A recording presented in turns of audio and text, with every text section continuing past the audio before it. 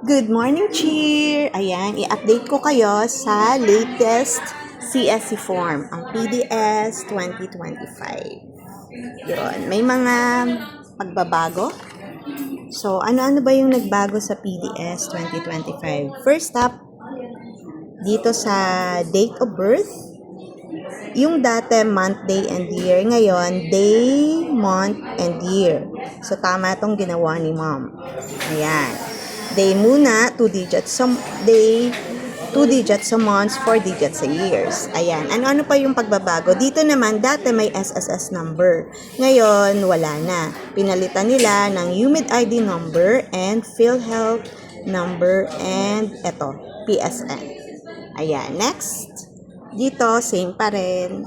Ayan. Same pa rin naman dito. Tapos, since mauuna na ang day, month, and year, dito naman sa baba, dapat ganun, day, month, and year.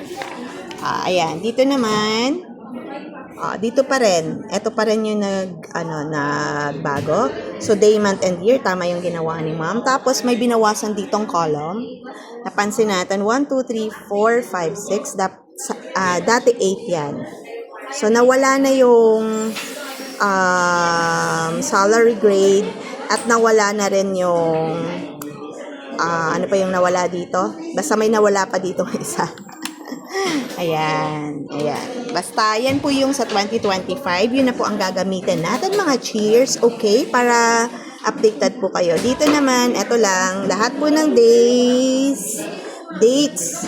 Mauna lagi ang days. Eto naman po, ang pinagbago lang dito, syempre, ito naman, day, month, and year. So, tama to si ma'am.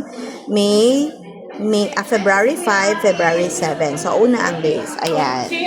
Yan lang naman po ang pagbabago sa PDS.